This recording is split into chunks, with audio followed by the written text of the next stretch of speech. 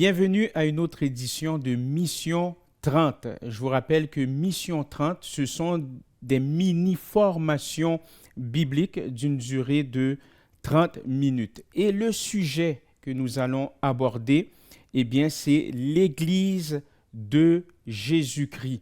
L'Église de Jésus-Christ. J'aimerais amorcer cette étude avec le passage biblique suivant que nous allons voir dans Matthieu, chapitre 16, le verset 18. « Et moi, je te dis que tu es Pierre, et que sur cette pierre, je bâtirai mon église, et que les portes du séjour des morts ne prévaudront point contre elle. » Maintenant, lorsqu'on évoque le sujet de l'Église, on va observer que le Nouveau Testament traite abondamment de la façon dont nous devrions nous rapporter à d'autres chrétiens avec des thèmes vitaux que la vie de l'Église, comment nous pouvons vivre l'Église, comment l'Église vit sur cette terre. Et parmi les thèmes les plus importants figure le besoin d'unité. Vous allez constater que lorsqu'on fait référence à l'Église, on fait référence aussi à l'unité également. Donc, on parle d'unité, on parle d'amour aussi. Et l'union est un autre aspect très important que nous devons saisir avec son implication dans un certain nombre d'aspects de la vie d'Église. C'est tellement primordial. Cela étant dit, j'aimerais avant tout que vous puissiez comprendre la définition et l'origine du mot Église. Eh bien, le mot Église que l'on retrouve dans le Nouveau Testament vient du mot grec ecclésia. Et ecclésia est défini comme une assemblée ou appelée hors d'eux. Maintenant, dans le mot ecclésia, j'aimerais disséquer le mot, c'est-à-dire que j'aimerais sectionner le mot en deux. Donc, dans le mot ecclésia, vous allez voir clésia. Clésia est dérivé du mot clésis, qui signifie appel, vocation. Et ensuite, vous allez voir ek. Eh bien, ek exprime l'idée hors d'eux. Maintenant, lorsqu'on associe ces deux petits mots, ecclésia, eh bien, c'est appelé hors d'eux. Donc, c'est ça que signifie le mot église, appelé hors d'eux. C'est une assemblée. Et l'origine du mot église, ou du moins cette notion d'église, eh bien, cela remonte à la Grèce antique. C'est-à-dire que dans les États grecs, on appelait les assemblées des citoyens ecclésia, qui est un mot grec. Ainsi, ces assemblées étaient convoquées par le messager pour la discussion et la décision des affaires publiques de la ville. Donc, ça avait une connotation vraiment citoyenne. Et ce que Jésus va faire, eh bien, Jésus va employer pour la première fois ce mot dans Matthieu chapitre 16, le verset 18. Là, vous le voyez, n'est-ce pas? Matthieu chapitre 16, le verset 18. Et remarquez que le mot église, qui va devenir, bien entendu, au fil du temps, un usage habituel dans le Nouveau Testament. C'est ce qu'on remarque. Et remarquons bien également que ce terme ne désigne jamais un bâtiment, comme c'est le cas d'aujourd'hui. Vous allez constater aussi que durant l'étude, vous allez voir le mot « église » en majuscule. Pourquoi? Parce que lorsque vous voyez le mot « église », c'est-à-dire le « e » en majuscule, le « e » accent aigu en majuscule, eh bien cela désigne une communauté de personnes qui croient au Seigneur Jésus-Christ. Et lorsque vous allez lire des livres ou quoi que ce soit, vous allez voir le terme « église » en minuscule, c'est-à-dire le « e » accent aigu en minuscule, eh bien, cela se réfère à un bâtiment, à un lieu de culte. Donc, maintenant, j'aimerais revenir au terme Église, le terme que Jésus a employé, eh bien, Jésus a emprunté ce concept pour parler d'un groupe de membres. Ayez ça en tête, un groupe de membres de la Nouvelle Alliance. Un groupe de membres de la Nouvelle Alliance, de nouveaux citoyens du royaume. Donc, ce sont des citoyens du royaume de Dieu qui se rassemblent au nom de Jésus en prêchant l'Évangile et bien entendu en célébrant les ordonnances. Donc, dans le Nouveau Testament, il y a deux types d'églises. Il y a l'église locale et l'église universelle. Donc, vous le voyez à l'écran, l'église locale, l'église universelle. L'église locale, eh bien, c'est une église locale qui est composée de groupes de chrétiens qui se rassemblent régulièrement au nom de Jésus-Christ en célébrant ses ordonnances.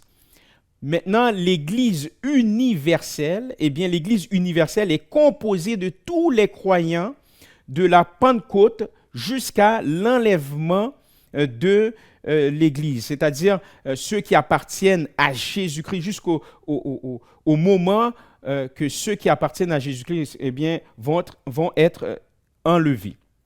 Mais j'aimerais m'attarder, bien entendu, à l'Église locale pour cette mini-formation.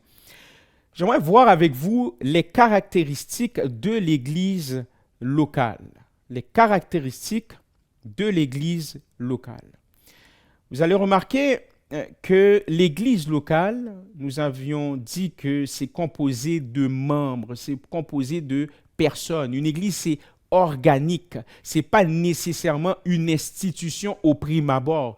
Elle est organique. C'est composé de membres. C'est une communauté de personnes qui croient au Seigneur Jésus-Christ, qui ont fait de Jésus-Christ leur roi, qui ont fait de Jésus-Christ leur Seigneur. Donc, lorsqu'on parle d'église en général, eh bien, on parle d'un groupe de croyants changés.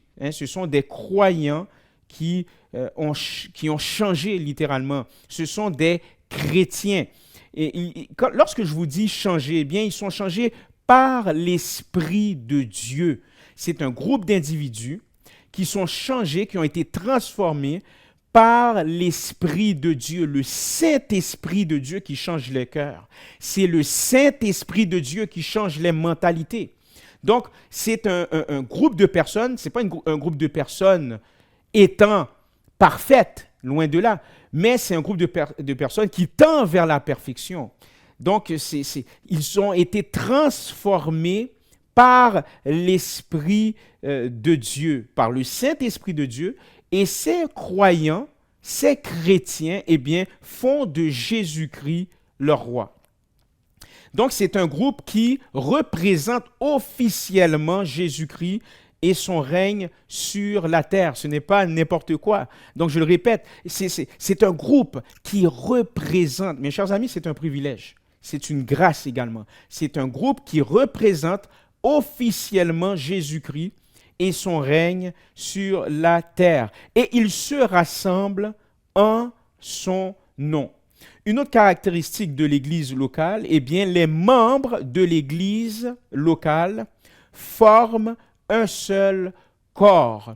On appelle cela le corps de Christ, le corps de Jésus. J'aimerais lire pour vous 1 Corinthiens chapitre 12, le verset 12. Car comme le corps est un et a plusieurs membres, et comme tous les membres du corps, malgré leur nombre, ne forment qu'un seul corps, ainsi en est-il de Christ.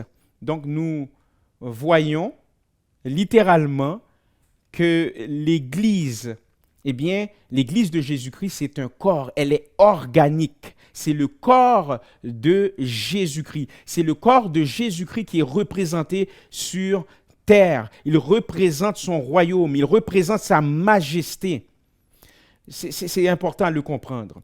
Un autre verset, 1 Corinthiens, chapitre 12, le verset 27. C'est une formation biblique, c'est tout à fait normal de voir plusieurs versets. Vous êtes le corps de Christ et vous êtes ses membres, chacun pour sa part. Eh bien, bien entendu, l'auteur de ce passage, eh bien, c'est Paul. Paul en fait référence, encore une fois, le corps. Et l'Église de Jésus-Christ est comme un corps. C'est ce qu'il essaye de dire. L'Église de Jésus-Christ, c'est organique. C'est comme un corps. Bien qu'il y ait plusieurs parties dans un corps, toutes celles, n'est-ce pas, qui font partie du corps de Jésus-Christ ne font qu'un seul corps. Ils font partie du corps, mais ils forment un seul corps.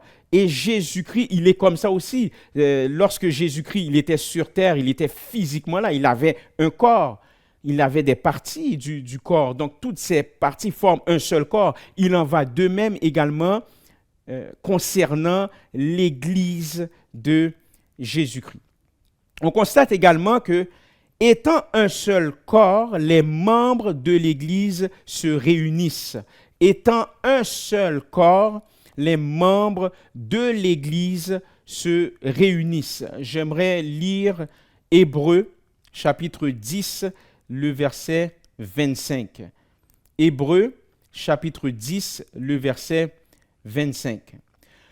L'auteur dit ceci: « N'abandonnons pas notre assemblée, comme c'est la coutume de quelques-uns, mais exhortons-nous, c'est-à-dire encourageons-nous réciproquement, et cela d'autant plus que vous voyez s'approcher le jour. » J'aimerais simplement bien expliquer le contexte de ce verset. Eh bien, c'était à l'époque de la persécution. Plusieurs personnes d'origine juive qui ont donné leur vie à Jésus-Christ, eh bien, abandonnaient leur assemblée parce qu'il y avait la persécution. Et en abandonnant leur assemblée, eh bien, ils ont abandonné la foi chrétienne. Donc, l'auteur va les encourager, malgré la persécution, va les encourager à persévérer dans leur foi chrétienne et à persévérer également, à assister aux réunions chrétiennes afin de s'encourager mutuellement. On a besoin d'encouragement mutuel lorsqu'on passe des moments difficiles. On a besoin d'encouragement même lorsqu'on on gagne des victoires. C'est important. Donc, à cette époque-là, l'Église vivait une persécution féroce et l'auteur va encourager les chrétiens, surtout les chrétiens d'origine juive, à persévérer. N'abandonnez pas votre assemblée, persévérez dans votre foi chrétienne. Veuillez assister également aux réunions pour vous encourager les uns les autres. Pourquoi? Parce que c'est assez difficile, même à cette époque, c'est sûr que c'était quand même assez grave. Et encore aujourd'hui, il y a certains pays qui ostracisent les chrétiens, qui vont les persécuter. Et malgré toutes les conditions, c'est assez difficile d'être chrétien. Mais cet encouragement prévaut encore aujourd'hui, malgré que certaines fois on vit des tribulations d'ordre personnel ou probablement d'ordre extérieur. Il y a des tribulations d'extérieur. C'est assez difficile, même dans notre marche chrétienne, mais c'est important de se réunir pour s'encourager les uns les autres. Et ce texte prévaut encore aujourd'hui. Maintenant, étant un seul corps, les membres de l'Église fonctionnent ensemble. Je répète, étant un seul corps, les membres de l'Église fonctionnent ensemble. Donc, un des textes qui appuie cette idée, eh bien, c'est dans 1 Corinthiens, chapitre 14, le verset 26. Que faire donc, frères, lorsque vous vous assemblez les uns ou les autres parmi vous, ont-ils un cantique, une instruction, une révélation, une langue, une interprétation? Que tout se fasse pour l'édification. Donc, qu'est-ce qu'on constate ici? Eh bien, les croyants, les chrétiens adorent Dieu ensemble. C'est ce qu'on constate. Oui, il y a un temps dans lequel on doit avoir une dévotion personnelle. Je n'en dis qu'on vient pas, ça fait partie des disciplines spirituelles personnelles. Mais il en demeure pas moins aussi qu'il importe d'adorer ensemble aussi. Et on voit, ça, lorsqu'on prend le temps de lire le verset, on va encore une fois afficher le verset 1 Corinthiens chapitre 14, le verset 26. Que faire donc, frères, lorsque vous vous assemblez, voyez-vous, lorsque vous vous assemblez les uns ou les autres, parmi vous, ont-ils un cantique, une instruction, une révélation, une langue, une interprétation? Que tout se fasse pour l'édification. Donc, encore une fois, l'apôtre Paul est en train de démontrer que les chrétiens doivent adorer Dieu ensemble. Ils doivent aussi faire avancer de manière cohérente la cause de leur chef, à savoir Jésus-Christ. Donc, il y a aussi l'aspect de mission aussi. Lorsqu'on se rassemble ensemble, on adore Dieu ensemble. On écoute les instructions de Dieu ensemble. On va chanter également ensemble. Donc, on remarque ici l'aspect de l'unité, mais aussi, n'oubliez pas que l'Église aussi représente Jésus-Christ sur terre. Donc, on doit aussi marcher ensemble de manière cohérente parce que c'est la cause de notre chef, à savoir Jésus-Christ. On constate aussi que les chrétiens vivent en relation les uns avec les autres. Et remarquez dans le verset, on constate que oui, ils vivent en relation les uns avec les autres, mais ils servent aussi. Les chrétiens servent les uns les autres. Il y a aussi l'aspect de service. Est-ce que quelqu'un a un cantique? Est-ce que quelqu'un est prêt à chanter? Est-ce que quelqu'un est prêt à instruire aussi le peuple? Donc, ils sont en service. C'est-à-dire que Dieu donne des cadeaux, des dons à son Église, aux membres de l'Église, pour faire avancer la cause de l'Église de Jésus-Christ, mais également pour servir, pour servir les uns les autres, pour servir l'Église locale. Et on constate ici la conception fraternelle, le concept fraternel. Eh bien, le concept fraternel pour le croyant implique la participation à un partenariat concernant un objectif mutuel ou un intérêt en ce qui concerne leur foi commune et leur vie en Jésus-Christ. D'où vient le mot grec koinonia. Koinonia, traduit en français par fraternité, fraternelle, mettant l'accent sur la participation. Donc, les croyants participent aux activités de l'Église. Les croyants participent également à la vie de l'Église. Voilà, c'est le concept fraternel, le concept de la communion. Dieu désire qu'on soit ensemble. Dieu désire qu'on soit ensemble pour l'avancement de l'Évangile dans la ville, au pays. Dieu veut qu'on soit ensemble pour l'adorer. Dieu veut qu'on soit ensemble aussi pour s'encourager les uns les autres. Dieu veut qu'on soit ensemble également pour entendre ses instructions.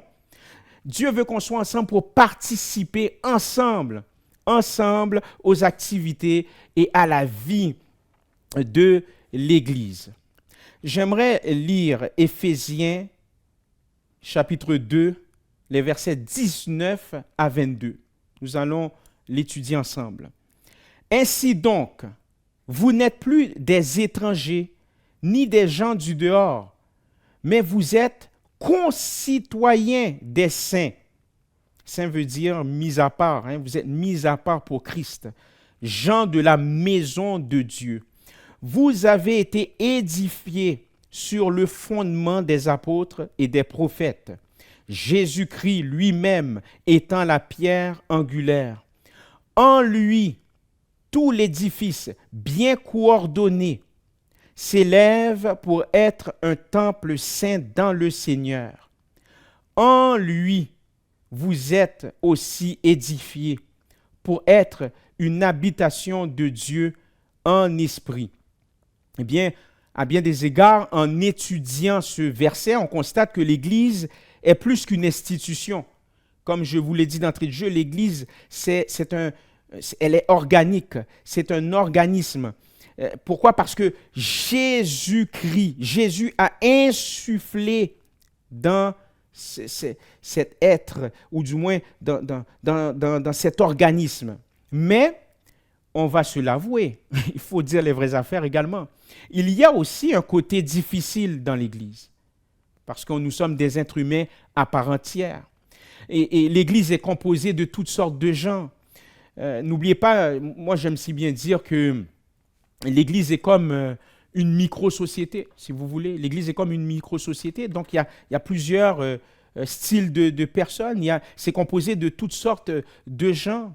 Et il fut un temps, je vais vous partager mon histoire. Il fut un temps, mes chers amis, je vous le dis, j'étais cynique par rapport à l'Église. J'étais carrément cynique par rapport à l'Église. Pourquoi? Parce que bon, j'ai été blessé par l'Église de Jésus-Christ. Ma femme et moi, nous avions été blessés. Et à maintes reprises par ailleurs. Et un jour, j'ai parlé avec ma femme, Cynthia, et je lui ai dit, écoute, j'ai des diplômes universitaires, ok? J'ai des diplômes universitaires en théologie, en études bibliques. On n'a pas besoin d'aller au rassemblement d'église. On n'a pas besoin de ça. Parce que, écoute, moi, je connais la Bible, j'ai étudié ça. On n'a qu'à se réunir à la maison et puis on adore Dieu tout simplement. C'est l'église, parce que l'église, elle est organique. Donc, c'est l'église. Et puis, la réaction de Cynthia me dit, oh, attention là, attention, il faut faire attention.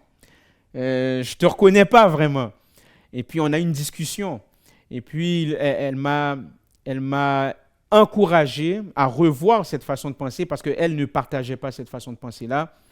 Elle m'a dit, je peux comprendre qu'on est blessé, mais je te conseille d'aller prier, je te conseille de chercher à travers les Saintes Écritures quelle est la volonté de Dieu.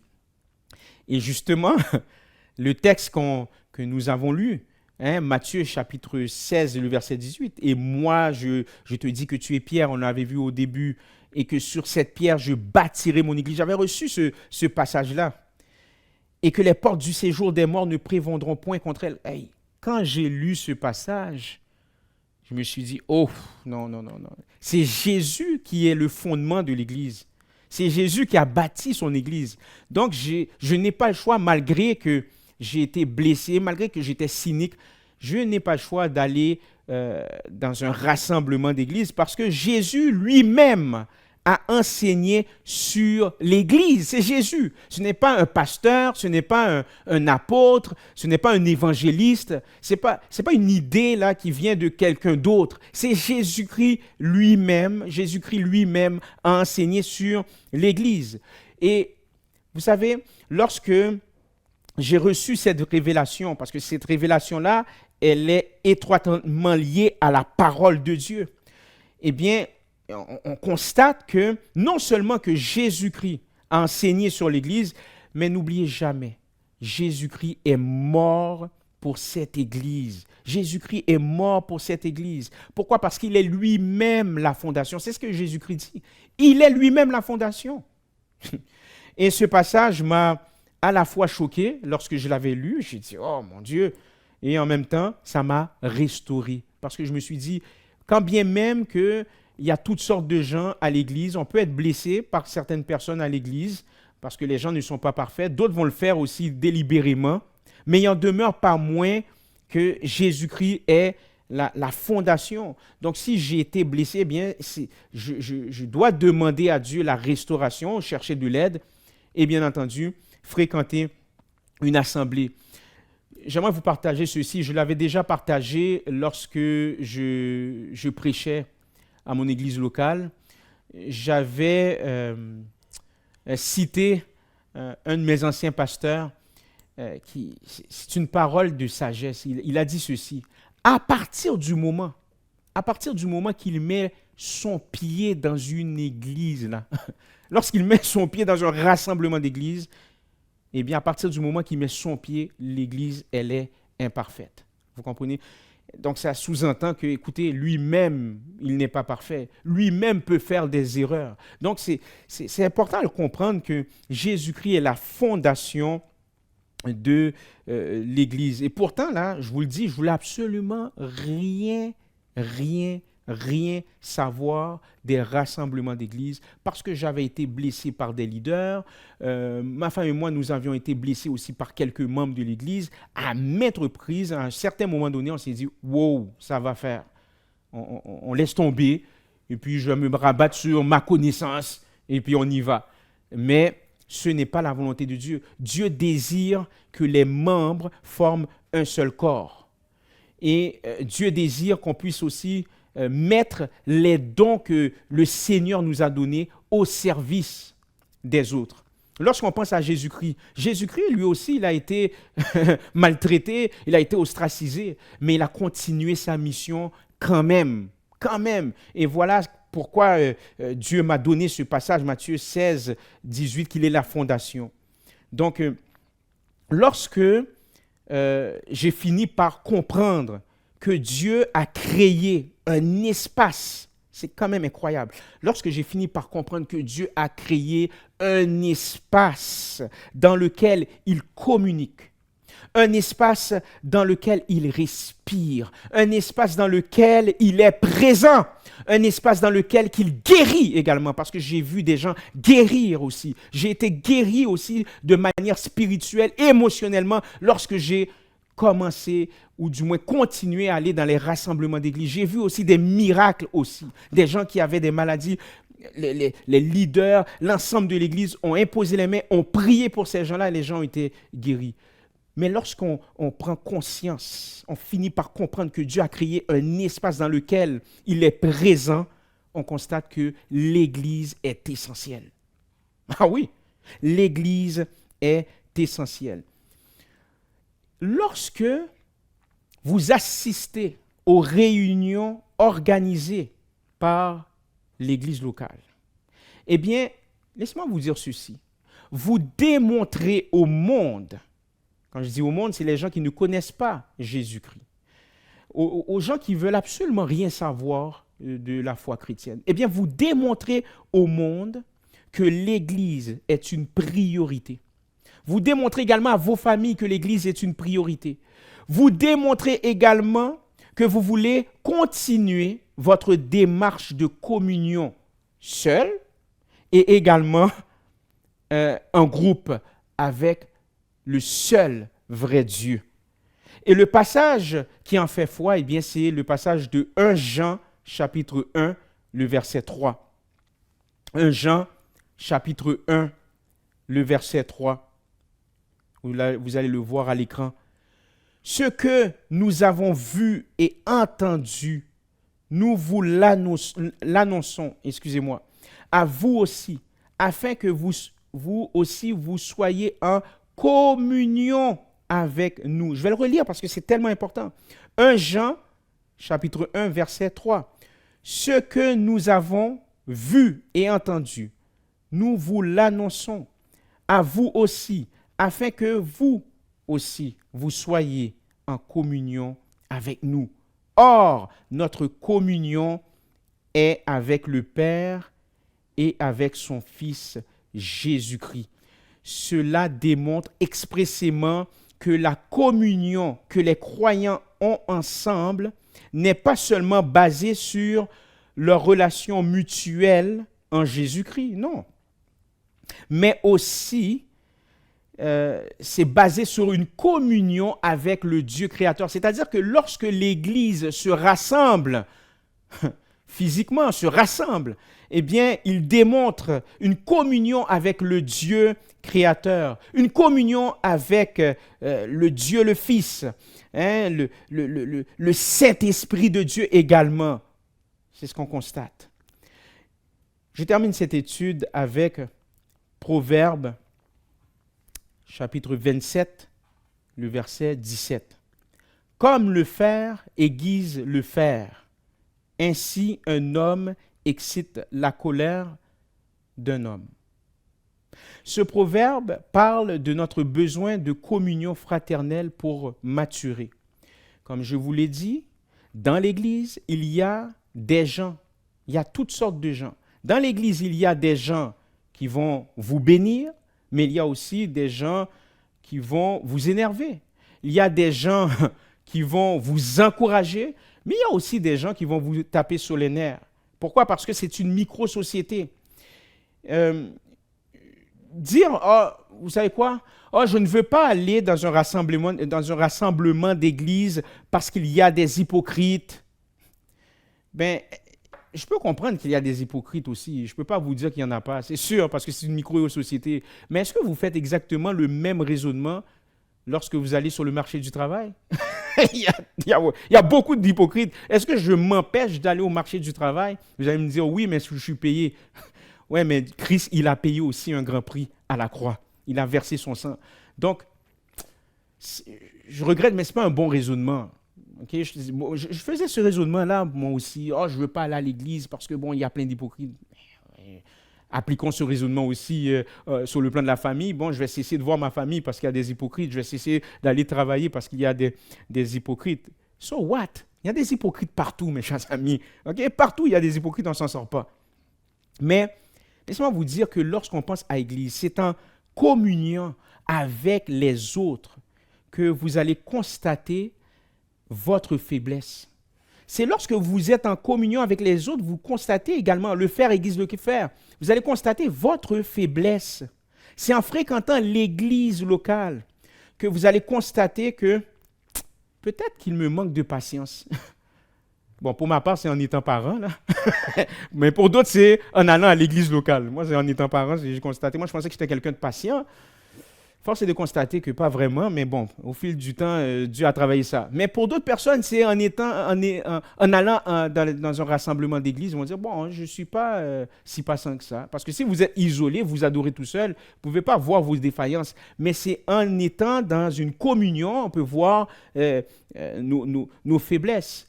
Ah, mais c'est en allant à l'église que je constate, en communiant avec les autres, que je constate que j'ai un manque de maîtrise de soi, etc. Donc, on constate que c'est bon pour la maturité spirituelle. Et je termine en vous disant que la mission de l'Église, elle est exclusive. Elle est exclusive. Cette mission appelle l'Église de Jésus-Christ, à proclamer la bonne nouvelle de Jésus. Cette mission appelle également l'Église de Jésus-Christ à élever Jésus dans notre façon d'adorer, dans notre façon de faire, et de dire au monde entier qu'il est toujours vivant, qu'il est puissant et qu'il est le sauveur de l'humanité. Soyez encouragés et que Dieu vous bénisse.